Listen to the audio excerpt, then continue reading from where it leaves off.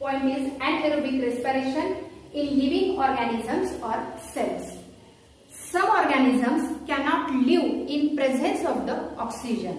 It means that there are some bacteria, some microorganisms cannot live in the presence of the oxygen. They respire without involvement of the oxygen. That is the anaerobic respiration. So in this case there will be the again glycolysis process is done in anaerobic respiration. Glycolysis and fermentation are the two main steps of the anaerobic respiration. anaerobic respiration च्या दोन महत्त्वाच्या प्रक्रिया आहेत. एक आहे glycolysis जी आता आपण पाहणार आहोतच आणि दुसरी आहे प्रोसिजर ती म्हणजे फर्मेंटेशन. सो ग्लायकोलिसिसच्या प्रोसेस मध्ये काय होतं, from glucose there will be the breakdown of the glucose molecule takes place. It means that there will be the glycolysis. Then from glycolysis there are 3 pyruvic acids are produced in the glycolysis procedure. In anaerobic respiration there will be the 3 pyruvate groups are present.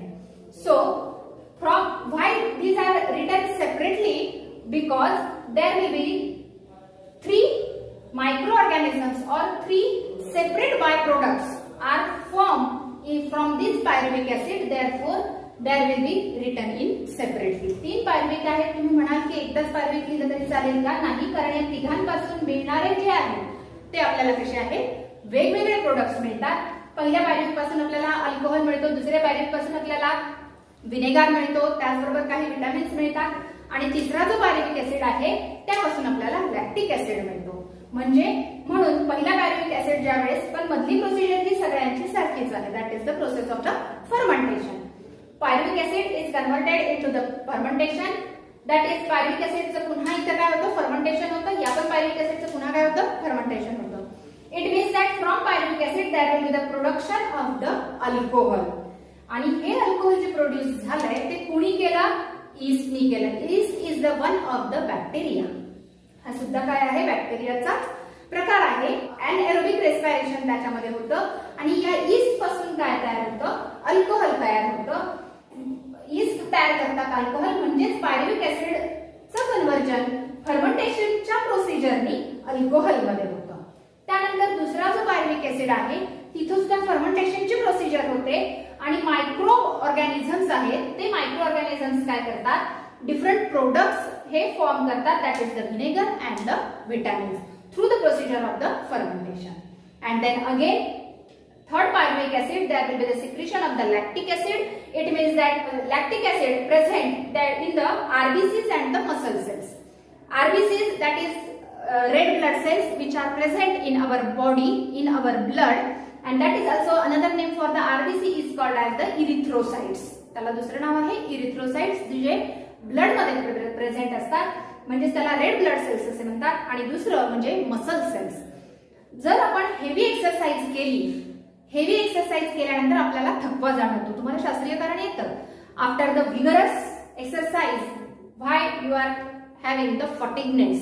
तुम्हाला का बरं थकवा जाणवतो, why, because there is the production or the accumulation of the lactic acid in your muscle cells. तुमच्या muscle cell मध्ये कशाचं accumulation होतं, lactic ऍसिडचं accumulation होतं आणि त्यामुळे आपल्याला काय जाणवतो, थकवा जाणवतो. खूप तुम्ही ज्यावेळेस पळाल्यानंतर सुद्धा तुम्हाला लगेच पायाला गोळे येणं, थकल्यासारखं वाटणं, हे असं वाटतं. कशामुळं, because there will be the production of the lactic acid in your muscle cells. Lactic acid हे तुमच्या मसल सेल्स मध्ये जमा होतं आणि त्यानंतर तुम्हाला काय वाटतं, थकवा जाणवतो. म्हणजेच काही मायक्रो ऑर्गॅनिझम्स, त्याचबरोबर हे फक्त मायक्रो ऑर्गॅनिझमच anaerobic respiration करतात असं नाही. Some are plants also having the anaerobic type of the respiration. मग कुठल्या plants, which are in the submerged water, म्हणजे जे पाण्याच्या खाली खूप पाणी जमा ज्या ठिकाणी होतं आणि तिथं ज्या वनस्पती वाढतात त्या वनस्पती हे anaerobic टाइपचं रेस्पिरेशन करतात. त्यांना त्या ठिकाणी ऑक्सिजनची गरज नसते. त्यामुळं ऑक्सिजनच्या मदतीशिवाय पाण्याखाली खूप पाणी जमा झालेलं आहे, किंवा पूर आलेल्या परिस्थितीमध्ये सुद्धा जर का पाणी असेल जास्त जमा झालेल्या जमिनीमध्ये तर त्यावेळेस सुद्धा वनस्पतीचं श्वसन हे अनएरोबिक टाईपनी चालू राहतं. तर ही पूर्ण प्रोसिजर जी आहे ती आहे अनएरोबिक रेस्पिरेशनची. याच्या आधी शिकवलेला चार्ट आणि हा चार्ट हे दोन्हीही तुम्हाला 3 मार्काच्या क्वेश्चनसाठी इम्पॉर्टंट आहे. किंवा असा चार्ट तुम्हाला फ्लो चार्ट येतो आणि इथे फिल इन द ब्लँक्स दिलेले असतात तुम्हाला, त्यावेळेला सुद्धा हा चार्ट ड्रॉ करायला तुम्हाला सांगितलं जातं. हा अगदी सोप्या पद्धतीनं आहे. त्या पद्धतीनं 3 पायरुव्हिक ऍसिड्स घ्यायचे, त्यानंतर फर्मेंटेशन इथपर्यंत सगळं सारखंच आहे. तुम्हाला फक्त हे खालचे 2-2 नावं लक्षात ठेवण्याची गरज आहे. त्यामुळे हे दोन्ही चार्ट लक्षात ठेवा. 3 मार्काच्या क्वेश्चनसाठी हे इम्पॉर्टंट आहे. त्यानंतर आपण बघूया. So next point is energy from different food components. या फूड कंपोनंट पासून आपल्याला एनर्जी ही मिळते आणि ती कोणते कोणते फूड कंपोनंट्स आहेत. There are the main components that is the proteins, carbohydrates and lipids or we called as the fats are the main components of the food. We are getting energy from these components. So first we will discuss about the carbohydrates. Carbohydrates is converted into the glucose and we get the energy.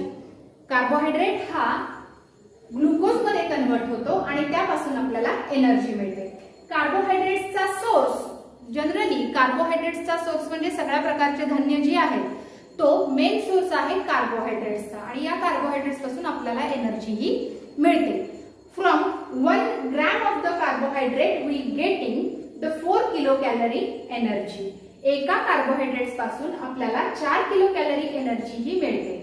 जसं आपण aerobic respiration मध्ये सुद्धा बघितलं होतं. In aerobic respiration there will be the 38 ATP molecules are ATP molecules are produced. It means that 38 ATP molecules म्हणजे तेवढी energy ही create होते आणि anaerobic respiration मध्ये only 2 molecules of the ATP or 2 molecules of the ATP is generated. As comparison with the anaerobic respiration, it is very less amount of energy is produced in anaerobic respiration. So here one from 1 gram of the carbohydrate there will be the 4 kilocalorie is energy we are getting 4 kilocalorie energy. जेव्हा carbohydrates हा जास्तीचा असतो त्यावेळेस तो आपल्या शरीरामध्ये store होतो. मग हा स्टोअर कुठे होतो? The carbohydrates excess carbohydrate will be store in the liver and in the muscle cells. आपल्या लिव्हर मध्ये आणि मसल सेल्स मध्ये हा कार्बोहायड्रेट काय होतो? स्टोअर केला जातो. आणि in plants there will be in plants excess carbohydrate is in the form of the starch and it is stored in the organs of the plant, that is the stem, root. In the root stem there will be the excess carbohydrate is stored in the cell organelle, that also there will be the seeds is the storage for the carbohydrate. Then the next from we are getting the energy, that is the proteins. From proteins we are getting the energy. There are the 2 main source of the protein. One is called as the animal source and another one is called as the from the plant. Animal पासून सुद्धा आपल्याला protein मिळतात. It is a major source of the protein and another one is the plant.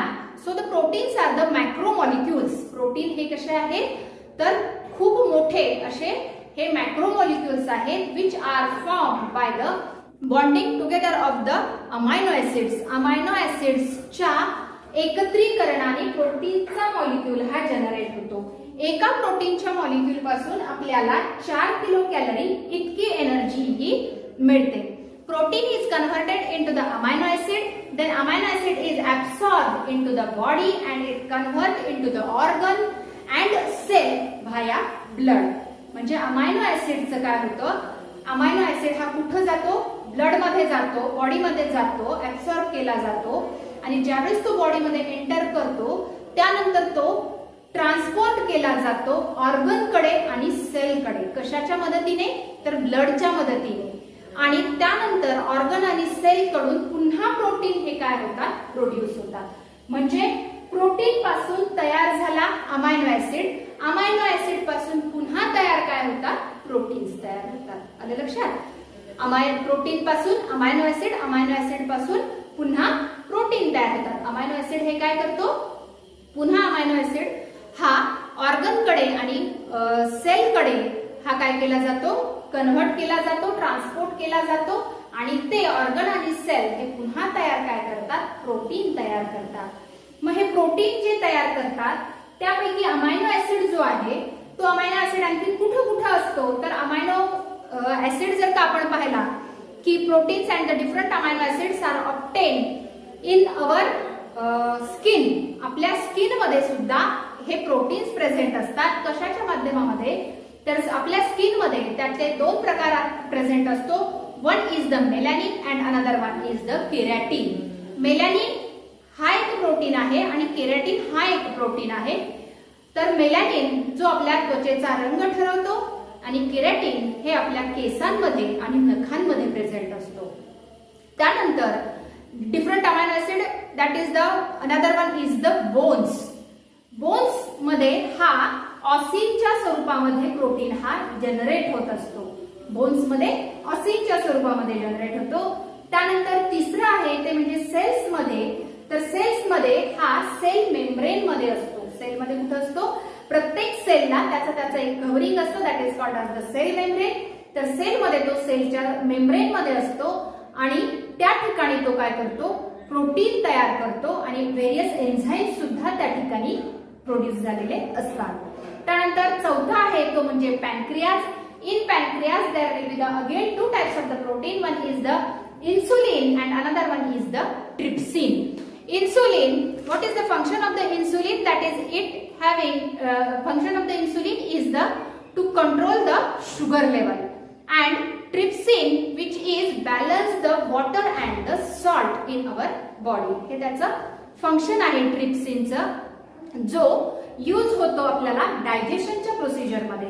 It means that डायजेशनच्या procedure मध्ये तो कसा, तर it pancreas secrete the pancreatic juice and with the help of the pancreatic juice the food is digested in the pancreas with the help of the pancreatic juice, and that name of that juice is also called as the trypsin. So next one is the pituitary gland. In the pituitary gland there is the secretion of the various types of the hormones. Pituitary gland ही आपल्या brain मध्ये असते. आपण 9th standard मध्ये internal glands शिकलेलो आहोत. तिथं आपण पिट्युटरी ग्लँड बघितलेली आहे. पिट्युटरी ग्लँडचं लोकेशन कुठं आहे, तर ती it is present in the brain. हायपोथॅलॅमसच्या त्या ठिकाणी आपल्या पिट्युटरी ग्लँडचं लोकेशन असतं आणि ते काय करते, तर there will be the secretion of the hormones, various types of the hormone like the growth hormone or any other hormone which is useful for the body activity. Then next one is the muscles. Muscles, there will be it present in the actin and myosin, that is for the movement of the muscles. म्हणजे muscles मध्ये जे protein तयार होतात, जे secret होतात, ते आपल्याला कशासाठी उपयोगाचे असतात, for the flexible movement of the muscles. आपल्याला मसल्सची हालचाल ही सहज करता यावी त्यासाठी हे प्रोटीन मसल्स मध्ये सिक्रेट होतात. आणि last one is the blood. In the blood it is present in the haemoglobin and the antibodies. Blood मध्ये तो कशा पद्धतीने प्रेझेंट असतो, तर हिमोग्लोबिन हा आपल्या ब्लड मध्ये प्रेझेंट असतो and there presence of the protein, name of that protein is the haemoglobin and another one is the antibodies. Antibodies ज्या काय काम करतात, तर they kill the external particles which enter in our body. They are killing or they are fighting cells are called as the antibodies, which are present in the blood. It is a one type of a protein. So here we discuss about the energy from the different food components. Two parts we covered. One is the carbohydrate and another one is the protein. So third part, when the excess of the amino acid generated in our body, it cannot be stored in our body. ज्या वेळेस इथं amino acid हा access प्रमाणामध्ये generate होतो protein पासून, amino acid मध्ये conversion होतं प्रोटीनचं, आणि हा प्रोटीन एक्सेस अमायनो ऍसिड हा शरीरामध्ये स्टोअर होत नाही, तर तो अमोनियाच्या माध्यमातून शरीरातून बाहेर टाकला जातो. म्हणजेच एक्सेस प्रोटीन हा काय केला जातो, अमोनियाच्या स्वरूपामध्ये शरीराच्या बाहेर टाकला जातो. आणि प्लांट्स मध्ये एक प्रकारचं एन्झाईम आहे जे सर्वात निसर्गामध्ये जास्त सापडणारं प्रथिन आहे, प्रोटीन आहे.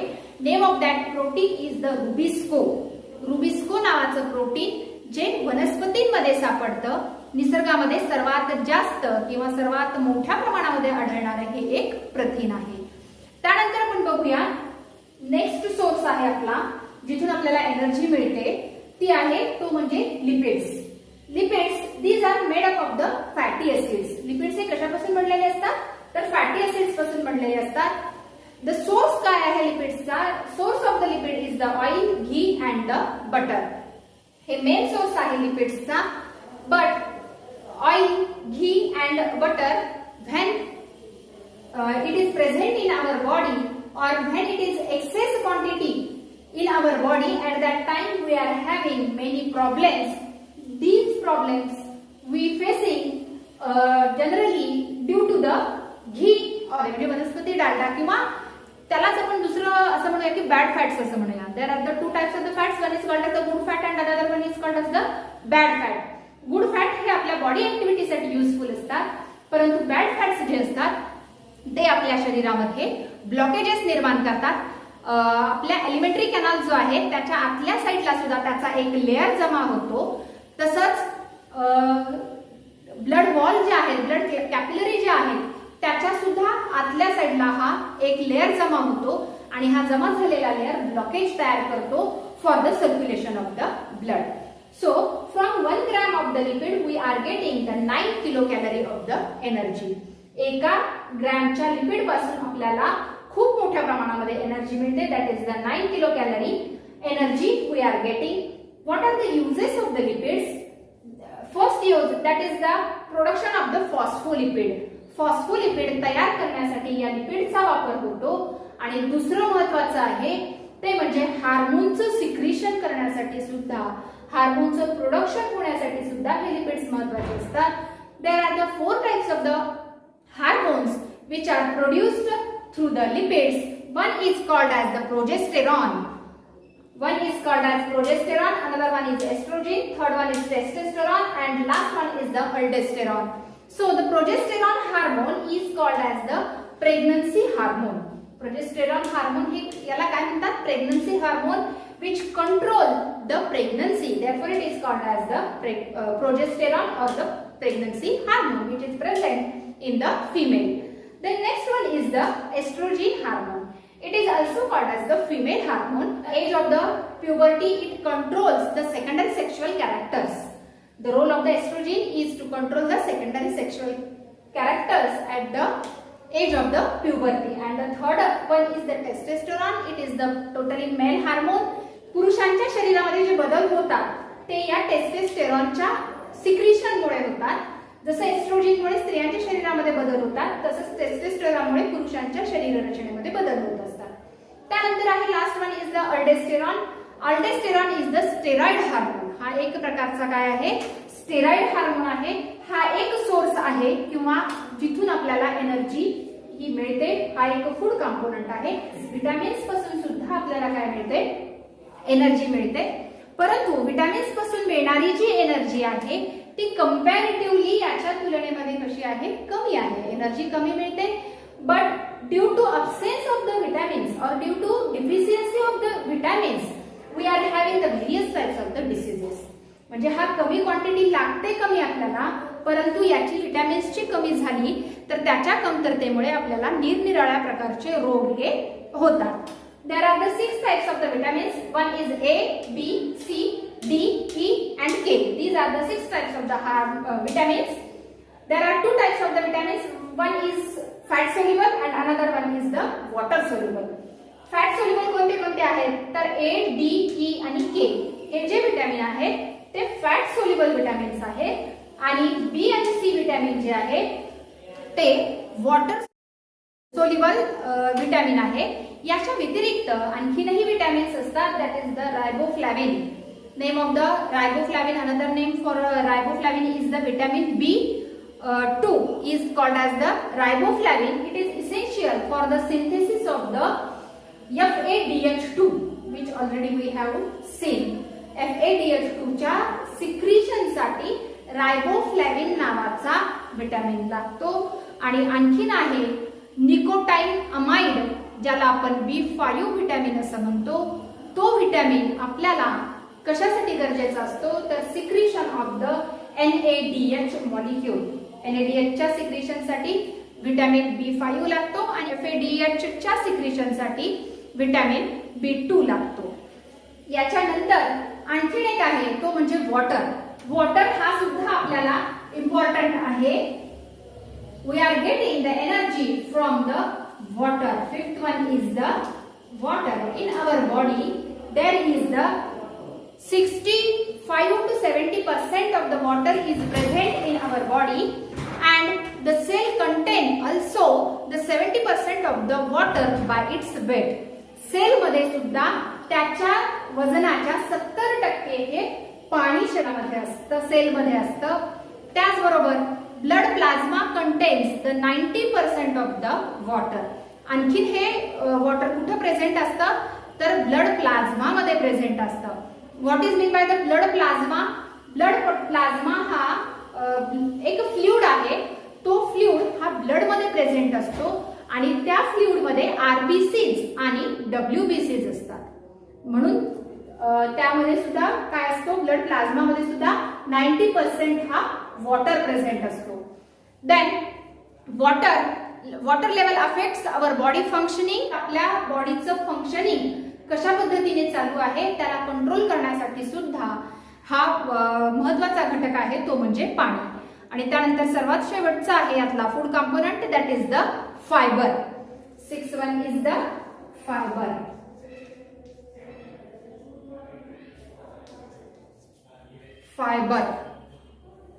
Fibers, we cannot digest the fibers, but with the help of the fibers there will be the undigested food is thrown out through the body.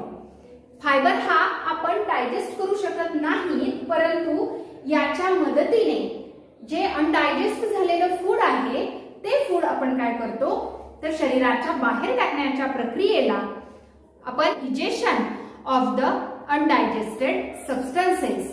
So these fibres are obtain from the leafy vegetables, fruits and the cereals.